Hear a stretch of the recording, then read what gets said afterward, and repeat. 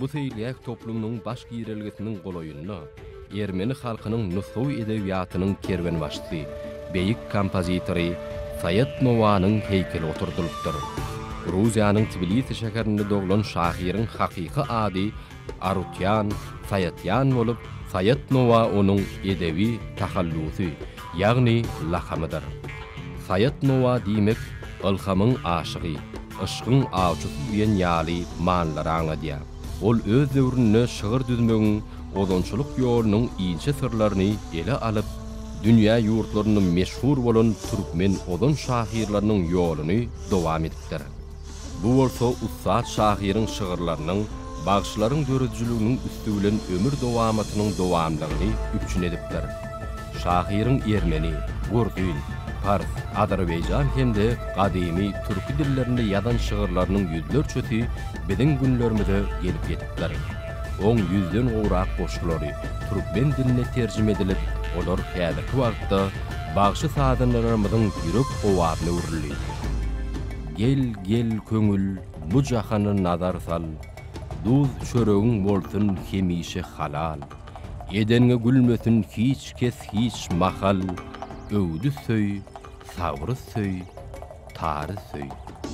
Magtymly pragy medeni seýilýek toplumyna Sayat Novanyň ýadygarlygynyn goýulmagy, Türkmenistanyň we Ermenistanyň dostlukly gatnaşyklaryny hasy berkidir.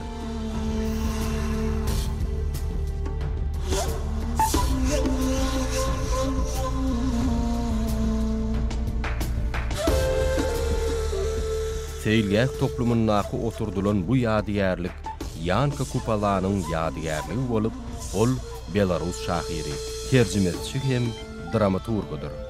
Yanka Kupala Belarus edebiýatynyň we Belarus edebi diliniň düýgün tutujularynyň biri hasaplanýar.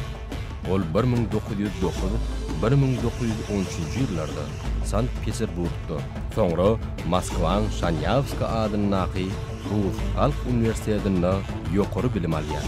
Şahyryň taliplik ýyllary döredin wagt, watan üçin, miras, öz halkyma atly watançylyk ruhundaky goşgulary halkyň söýgüsine münasip bolup aýdyma urilýär. 20-nji asyryň 20-nji, 30-njy ýyllarynda oň bir näçe eserleri neşir edilip halka ýetirilýär. Şahyryň şol döwürlerde döredin kim gelýär?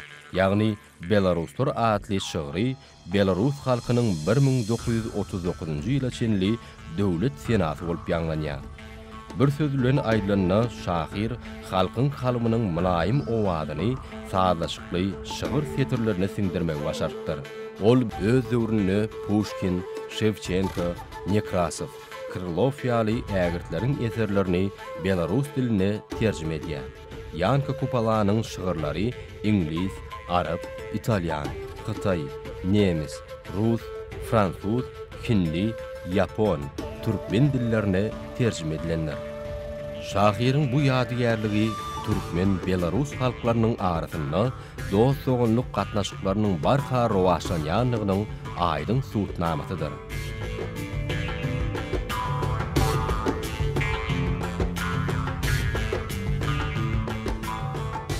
Gahrman arkadağımyzyň, arkadağly gahrman serdarymyzyň açyk kapylar siýasatyna laýyklykda Türkmenistan dünýä ýurtlary bilen siýasy, ykdysady hem medeni gatnaşyklarda uly ösüşlere eýe bolýar. Şeýle dostlukly ýurtlaryň birinde Xitay Halk Respublikasy bolup, bu ýurt bilen özara gatnaşyklaryň hasy berkemeginiň şanyny hormatly prezidentimiň uly dawary bilen açyp beren Magtymly pragy medeni seýilýek toplumyny meşhur Xitay şahyry Dufunyň ýadygarlygy oturdurly. Xitay halkynyň edebiýatyna uly goşan nusraw şahyr Dufu Xitay edebiýatynyň täzeden galkynyş döwrü bolan tan nesil şalygy döwründäki şahyrlaryň hatarlaryny giňden meşhurlugy eýe bolupdyr. Dufu bir näçe ýyllaryň dowamynda dürli goşgular toplumyny döredipdir. Şol goşgularyň aglaw bölegi tebigat gözelligi, adalatlylyk we durmuş temalaryny bagşandyr. Oň ýazan şygyrlaryny esasan paýhasly pikirler öňe sürilipdir. Şol paýhasy ýurulan pikirleriň okuyuculuň ýüreginde uly orun alandygy üçin halk oňa akyllar şahyr diýip at beripdir. Dufunun teýilgäkdäki ýadygärligi Türkmen-Hytaý gatnaşyklarynyň arasynda dost-soňluk gatnaşyklarynyň barha rowaşlanýanlygynyň aýdyň nyşanydyr.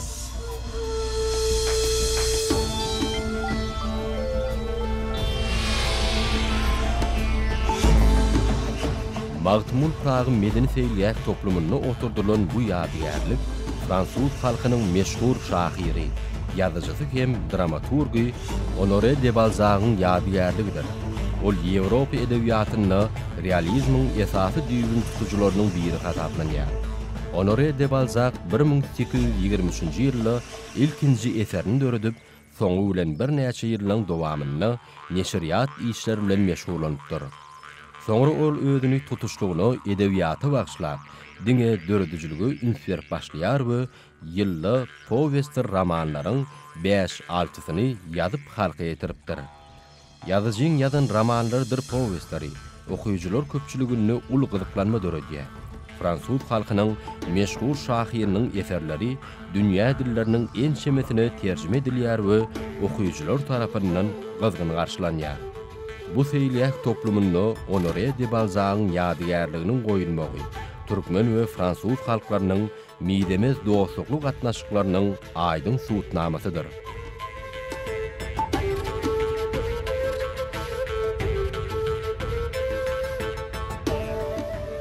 Medeni feýilýät toplumunda ýerleşýän bu ýadygärlik orta asr gördüğün akıllar şahyry hem suratkeşi Şota Rustavelyň ýadygärligi. Ol Gameryň poemalaryny, Platonyň felsefeli pikirlerini, Fars we Arap edebiýatyny ulu gyzyklanma bilen öwrenip, özüniň gaplan dersine giren Pelwan adly ajaýyp poemasyny ýazýar. Netijede ol Şota Rustavelyň dünýä edebiýatyna iň meşhur eserleriniň birine urilýär.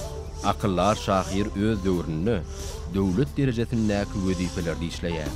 Ol edebiýatdan daşary surat çekmek bilen hem meşgullanıpdyr. Şota Rustaveli esasan miniatür taslamalaryna köp üns beripdir. Şahyryň eserleriniň agramly bölegi dünýä dillerine terjime edilip, halk köpçüligine ýetirilýär. Magtymul Pragy medeni feýilýät toplumunda Şota Rustaveliň ýadygärliginiň goýulmagy türkmen we gurdyn halklarynyň dostluk gatnaşyklaryny täze belentliklere göterir.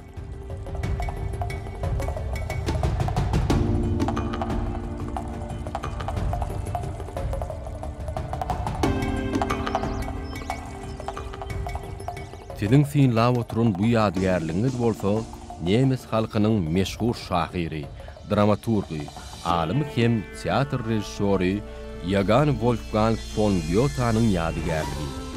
Ol Nemes we dünýä edebiýatynyň beýik ýazyjylarynyň biri bolmak bilen özüniň bilgelim Meisterin okan ýyllary adly romany, German we Dorothea, şygyryet epopeýasy we Faust dramasy bilen dünýä ýüzünde giňen meşhurdur.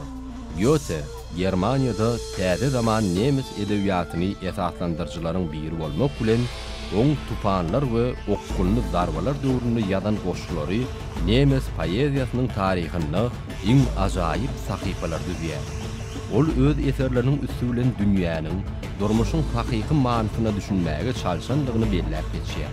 Oň dünýä edebiýatyna giren we uly söýgü bilen garşylanan ajaýyp romanlary şahyryň döredijlik dünýäsiniň şöklendirýän esasy bedegleriniň biri hasaplanýar. Şoň şünem şahyryň bu feýilýät toplumunda ýadygärliginiň oturdulmagy, halkymyzyň dünýä halklary bilen dostana gatnaşyklarynyň dawarlanmasyna şaýatlyk edýär.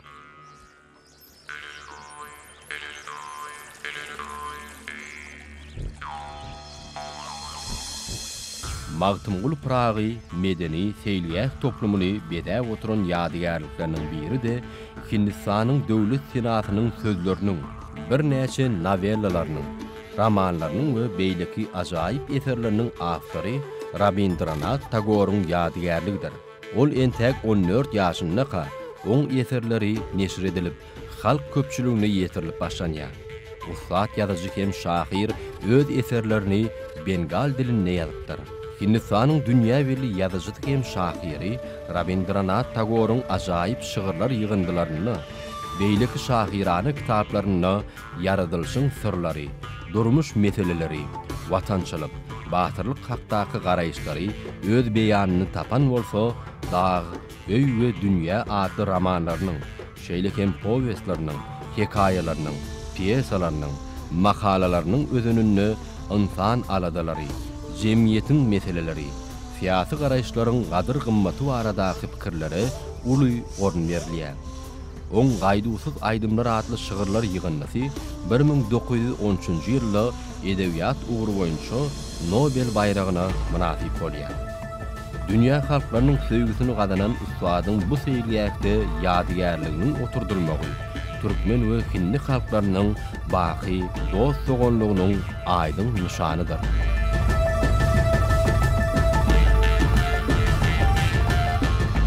Seýlgäkiň gözel künjügini bedäp oturan bu ýadygärlik belli Yapon şahyry Yasunari Kawabatanyň ýadygärligi. Şahir entek universitetde okap ýören döwürlerini Kikuti'niň Bungeisünju adly edebi jurnaly bilen hyzmatdaşykda bolup, meşhur ýazyjylaryň we redaktorlaryň ünsüni ödüne çekme başardyr. Şeýlegem şahir diňe bir eser ýazmak bilen meşgulanman, Mayniti Simbun gazetiniň habarçysy bolup işleýär. Müň ganatly durna, gar ýurdy, köni paýtagyt, dağ ýerşiýaly romanlary we şahirany eserleri oňa ulu awray getirýär we dünýä edebiýatyna şöhratly iz goýmagy ýardam berýär. Ýazyjyň eserleri dünýäň bir näçe dillerini terjime edilýär we ol 1968-nji ýylda Nobel bayragyna munasip bolýar. Paýtagtymyzyň magtymul Pragy medeni seýlýäk toplumyny Yasunari Kawabatanyň ýadygärliginiň oturdylmagy, türkmen we Yapon halklarynyň dostlukly gatnaşyklaryny hasy ötdirer.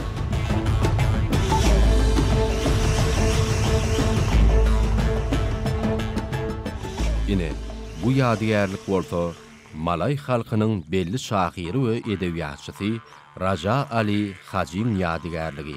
Ol ençeme dillere terjime edilen şygyrlaryň, ilmi işleriň we dünýä belli eserleriň awtory bolmak bilen gymmatly sowgat, Malay we bugislaryň nesil şejereti ýaly kitaplary, Abdul Muluk'un goşgusy, 12 gurundan poemalary, Malay diliniň ilkinji gramatikasy we düşündürüşli sözlügi, dil bilimleriniň kitaby, Paşanyň wedipeleri, Ihlasın miwesi ýaly eserleri oň döredüjligini görnükli orna ýelýär. Ýaşan manly ömrüni bitiren hyzmatlary, geljekki nesillere miras goýan gymmatly gollanmalary, ilmiň ösüşine goşan ägir tuly goşan üçin Malaziýada ençemi ýokary okuw mekdeplerine, medeni we taryhy edaralary, mesçitlere, sport toplumlaryny we köçeleri oň ady da kılıp alamyň hormatyna taryhy ýadygärlikler gallyryldy. Bu gözel toplumyna Raja Ali Hajimyň ýadygärliginiň goýulmagy türkmen we Malay halklarynyň baky dost sogonlygynyň aýdym nişanyny urildi.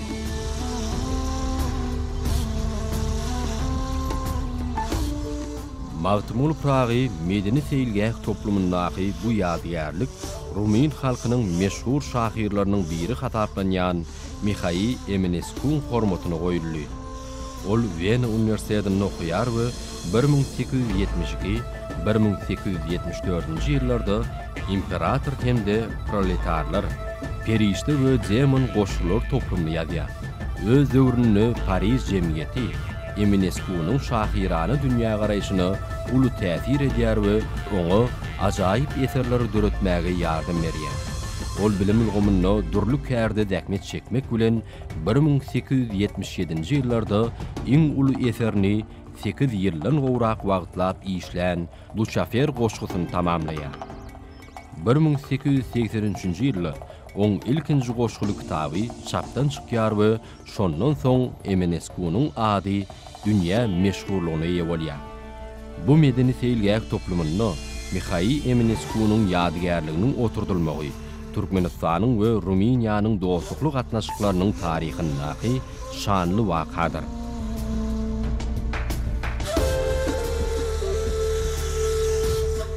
Magtymul Pragy medeni seýlgäk toplumyndaky bu ýadygärlik täjik şygyriyetiniň wekillerinden biri bolan Saido Nasafi'nin ýadygerligi. Şahyryň döredijlik mirasy janr durlugy bilen tapawutlanyp, şeker edebiýatynyň şahraşuk janrynyň ösmegine uly ýardam berdi. Saido Nasafi'nin şygyriyetiň gadal, muhammes, kaside görnüşlerini döreden eserleri uly meşhurlugy eýeder. Şahyryň bahar äheňleri adly eserini öňe sürilýän pikirler insan kalbyna ýagşy gylyk häsiýetleri, zähmetçörlügi, insanperwerligi, halallygy kemale getirmekde aýratyn ähmiýeti eder. Oň ýazan goşularyň naky pikirler aýratynam terbiýeçilik taýdan örän möhümdir. Medeni seýilýäk toplumyny Saido Nasafi'nin ýadygerligini oturdulmagy Türkmen we täjik halklarynyň baky dostlugynyň aýdyn nişanydyr.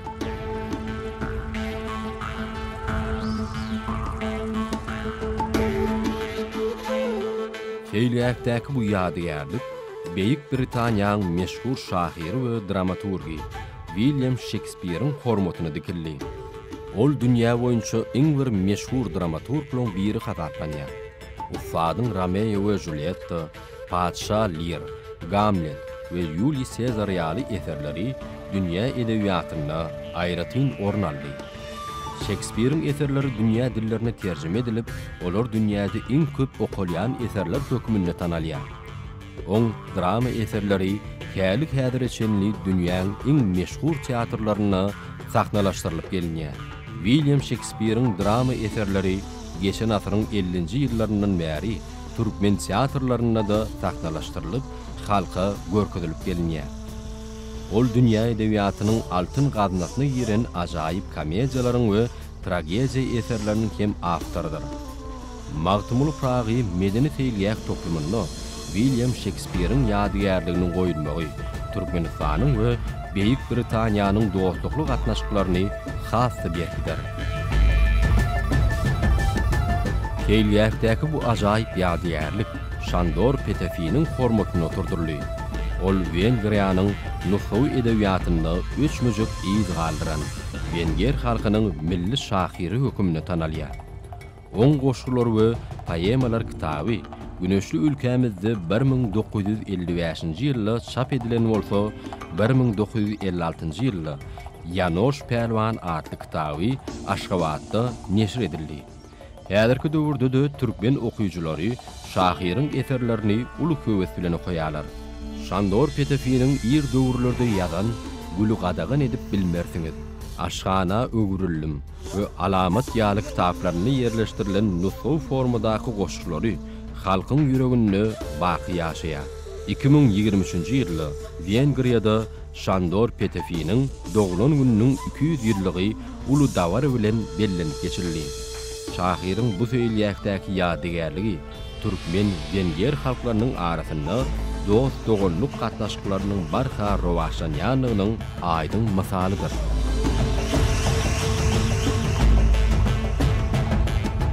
Magtymul Pragy medeni seýilýäk toplumynda oturdulan bu ýadygerlik Eýran halkynyň nufwy şahyry Hafiz Şiraziýanyň ýadygerligidir. Ol öz eserlerini şygyriyetiň gadal, kaside, rubagy, qıtga janrlaryna döredipdir. Hafiz Şiraziýanyň diwan kitabyna şahyryň ir döwürlerde döreden gadallary, qıtgalary we rubagylary, kasidalary, poema mesnewleri ýerleşdirilipdir. Oň ajaýyp eserleri dünýä halklarynyň bir näçesiniň dillerine terjime edildi. Medeni seýilýäk toplumyny Hafiz Şiraziýanyň ýadygerliginiň oturdulmagy Türkmenistanyň we Eýran Islam Respublikasynyň arasynda dost dogonluk gatnaşyklarynyň barha gülläp ösýänligini aýdyn alamatlandyrýar.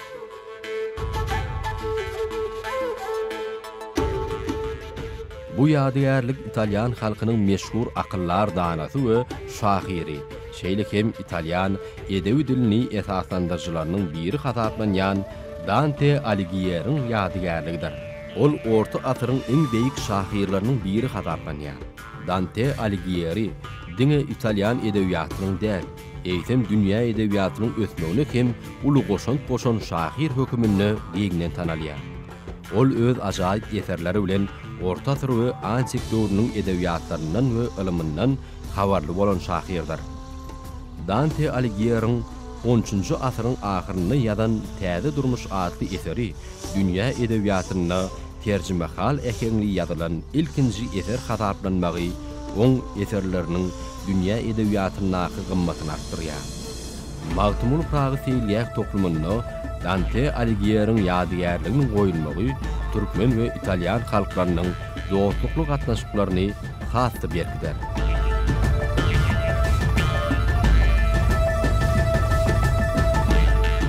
Seýlýäkiň gözül günjüňi bedäp oturan ýadygärlikleriň biri de Gazagystanyň halk sadanasy, kompozitory, dombra oýunçusy, küýlerin, ýagny dombra üçin piyesalaryň awtory Kurman Gazi Sabir Baýullynyň ýadygärligidir. Gazak halkynyň milli aýdymsaz sunutynyň kämilleşmegine, kämil eserler bilen baýlaşmagyny Kurman Gazinyň görüden eserleriniň aýratyn orny bolup, oň Gazagystanyň aýdymsaz medeniýetiniň ösmegine goşandy şäksizdir. Kurman Gazinyň döredijiliginiň iň ýokary derejesi sary arka küýüýü bolup, onu yeňil ekende Gazak sehrasynyň gözelligi hem şäksiz giýinişligi ören täsirli suratlandyrylýar. Magtumul Pragy medeni seýlýäk toplumyny dünýä halklarynyň meşhur ýazyjy şahyrlary, akyllarlar bilen bir hatarda meşhur Gazak sadanasy, kompozitory Kurman Gazinyň ýadygärliginiň oturdylmagy türkmen we Gazak halklarynyň arasyndaky dostlugynyň gatnaşyklarynyň taryhyndaky möhüm wakalarynyň biridir.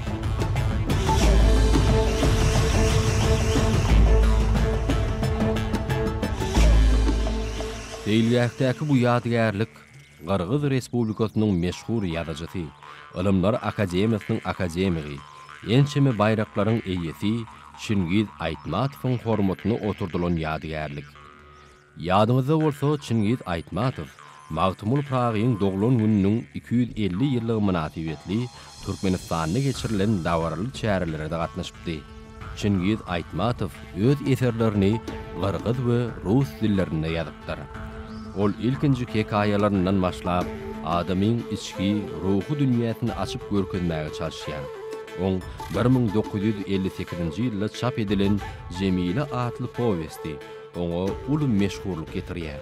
Ýazyjynyň Jemile, Ene toprak, Hoşgal Gülfari, Elwan ýalykly serwim, Ak Gämi ýaly powestleri türkmen diline terjime edilip okuyucular köpçüligine ýetirildi.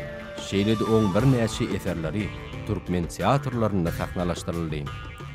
Köpetdağın gözül günjüginde ýerleşýän bu seýlýäkde Çingiz Aýtmatowyň ýadygärliginiň oturdylmagy türkmen we Gyrgyz halklarynyň dostlukly gatnaşyklaryny hasty berkdir. Magtumul Pragy medeni seýlýäk toplumyny dostlugyň nişany hökümini Polşanyň meşhur şahyrlarynyň biri Adam Mickiewicziň ýadygärliginde oturdyldy. Ol 19-njy asyryň polyak edebiýatynyň kemale gelmeginde möhüm orny ýelen görnükli ýazyjy, şahyr, terjimesi, pedagog hem siýasy publisist hökümini giňden tanalýar.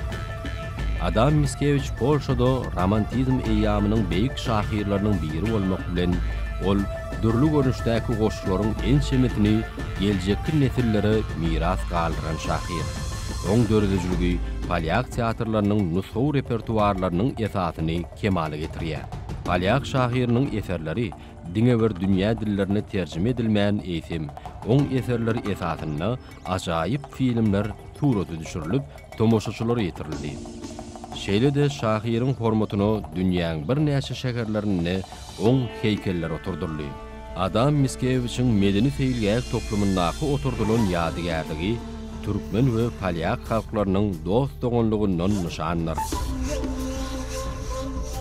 Bu ýadygärlik Rus halkynyň we dünýäň meşhur ýazyjylarynyň biri hataplanýan Fyodor Mikhailovich Dostoyevskiň hormatyna oturdulan ýadygärlik. Maglumatlara görä ol Rus halkynyň dünýäde iň köp okulýan ýazyjysy we dünýä edebiýatynyň klassik hataplanýar. Oň eserleri dünýä dillerine terjime edilip, ýazyjyň döredijiligi Rus we dünýä medeniýetiniň kämilleşmegine uly täsir etdi. Fyodor Dostoyevskiň ak ijeler, yetkinjek, dogonlar Karamazovlar, Ejid Yürek we beýleki eserleri dünýä okuýjylary tarapyndan uly gyzyklanma bilen okulýan eserlere urildi. Oň edebi mirasy, ömrü we döredijiligi barada Türkmenistanyň gadet jurnallaryna makaleler, terjimeler çap edilip okuyucular köpçülüğüne iýdirderli ýetirilip durilýar. Magtymul Pragy medeni feýilgäk toplumyny Fyodor Dostoyevskiň ýadygärliginiň oturdylmagy türkmen we rus halklarynyň baky dost dogonlygyndan nişanlar.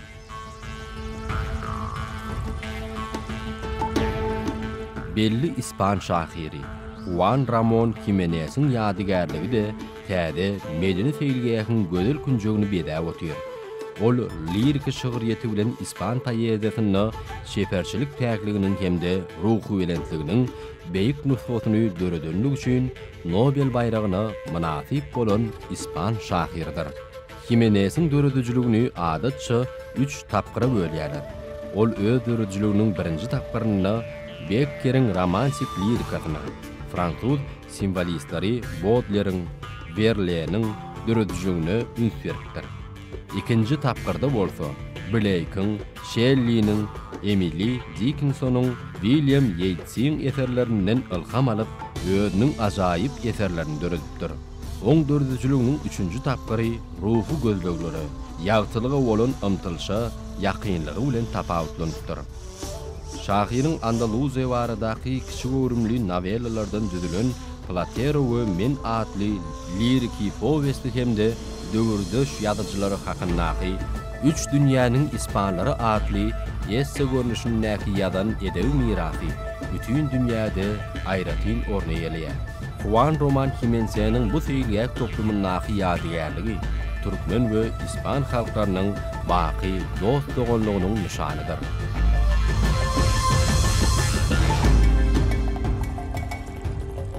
Bu ýadygärlik Anadoluda ilkinji bolup halkyň edebi gepleşik dilindäki ýazyly edebiýatyny esaslandyran şahir Yunus Emräniň ýadygärligi. Şahiriň goşgularyny söýgä wepadarlyk, öwüt nesihatlar, tebigat gözelligine söýgi, ynsanperwerlik, mertlik, dostluk baradaky pikirler ýöne sürilýär. Şeýle-de oň eserlerini insan ýaşaýyşynyň sırly dünýäsi giňden wasp edilýär. Yunus Emräniň eserleri Türkiýede we beýleki ýurtlarda bir näçe gedek çap edilýär. Olaň arasynda Diwan adly kitaby şahiriň döredijlik dünýäsindäki orny bilen dolu tanışmagy mümkinçilik berýär. Ustadyň dili halka düşnüklik hem yeňil bolan soň okuýjylar oň eserlerini uly gyzyklanma bilen okuýarlar. Magtymul Pragy medeni feýilgäk toplumyny Yunus Emräniň ýadygärliginiň goýulmagy türkmen we türk halklarynyň baky dost dogonlygyndan nişanlar. Köpetdagy etekläp oturan bu feýilgäkde Ukrain halkynyň meşhur filosofy we şahiri Grigoriy Savich Skavarodanyň ýadygärligi oturdyldy. Ol dünýä elepi, ruhy dünýä baradaky dostluk söhbeti, biçäre Torgoy, Kharkov basnylary ýaly eserleri bilen özüni dünýä tanadan şahir. Grigoriy Skavaroda dünýä halklarynyň bir näçesiniň dillerini ürç edip öwrenipdir we Ýewropa ýurtlarynyň ýaklysyny diýen ýaly syýahatda bolup, şol ýurtlaryň meşhur alimlarynyň eserleri bilen ýakyndan tanışypdyr. 2022-nji ýylda dünýä edebiýatynda 3 möjek iz galdyran Ukrain şahiriň doglan gününiň 300 ýyllyk toýy uly dawary bilen bellenip geçirildi. Bu medeni feýilgäk toplumynda Grigoriy Savich Skavarodanyň ýadygärliginiň oturdylmagy türkmen we Ukrain halklarynyň baky dost dogonlygynyň özboşly tutnamasyna urildi. Feýilgäk toplumynyň gözel künjegini bedäp oturan ýadygärlikleriň biri de Amerikanyň Birleşen Ştatlarynyň meşhur şahiri, kyssaçy hem dramaturgi Langston Hughes'un ýadygärligidir. Hughes jaz şygyriyetini dörediji şahir bolmak bilen Sue Gadylwaskynyň Mahala adly ilkinji goşgutyny mektep okuwçylygyna ýazypdyr. Hughes edebiýatyň durly görnüşlerini, roman, powest, hekaye, piyesa, goşgy eserlerini döredip, bay edebi mirasy bilen dünýäde uly meşhurlugy eýe bolýar. Ol 1932-nji ýylda Türkmenistanyny bolmak bilen Türkmen halkynyň mehmanpýerligini, gadymy taryhyny öz eserlerine ýazyp, ony aýdynlyk bilen dünýäge ýaýypdyr. Oň Türkmen halkynyň daýhançylyk däpleri, owa durmuş hakynda ýazan makalati okuýjularyň gazgyn söýgüsine munasip bolýar. Livingstone Hughes Aşgabatda gadymy merwde bolupdyr. Aragum sehrasynyň gözelligini wasp edip goşgy ýazypdyr. Magtumul Pragy medeni seýilgäk toplumyny Livingstone Hughes'un ýadygärliginiň goýulmagy Türkmenistan we Amerikanyň Birleşen Ştatlarynyň arasynda ýola goýulan dost soňluk gatnaşyklaryny hasy berkitmäge uly ýardym berer. Magtumul Pragy medeni seýilgäk toplumyny oturdulan bu ýadygärlik özbek halkynyň akyllar şahydy Alşir Nowaýa goýulan hormatdan nişandyr. Ol özüniň 50.000 setir töweregi şygyry öz içine alýan 5 tany lirik diwany, şeýlek hem adalatlylaryň aljangylygy, Ferhat Şirin, Leyli Mejnun, 7 Seyyara, İskenderiň diwany eserlerini öz içine alýan Hamsasy we Beýleki ençeme ilmi hem şeper eserler bilen bütün dünýäde meşhurlugy eýe bolan şahyrdyr. Alşir Nowaýy akyllar şahyrymy, Magtumul Pragyň halifa saýan üstatlarynyň biridir. Gezret Magtumuly özüniň san bolsam diýen şygyryny Damegandan ýörgen ustat Nowaýy, Çar diwany, Ferhat Şirin rubaýy, Zahireddin Babur, Midan Öwzany gaşlaryna baryp men Mejnun bolsam diýip şahyra bolan hormatyny uly buýsan bilen belläp geçýär. Türkmen halkynyň aýdymsaz soňatyny Nowaýyň ören uly orny bolup, Türkmen toýlaryny bagşlar öz aýdym sazlaryny köplenç Nowaýy perdesi bilen başlaýarlar. Bagşlar tarapyndan öredililen Maraly we Sultan Söýün destany hem Türkmen halkynyň Nowaýa bolan çoňur söýgüsiniň nişandyr. Şeýlek hem halk arasynda Nowaýy bilen bagly onlarça riwayetler aýdylyp gelýär. Magtumul Pragy medeni seýilgäk toplumyny Alşir Nowaýyň heykeliniň oturdulmagy, ýurdumyzda şahyry goýulýan beýik sarpanyň hemde Türkmen özbek halklarynyň nidemez doganlygynyň nişanydyr.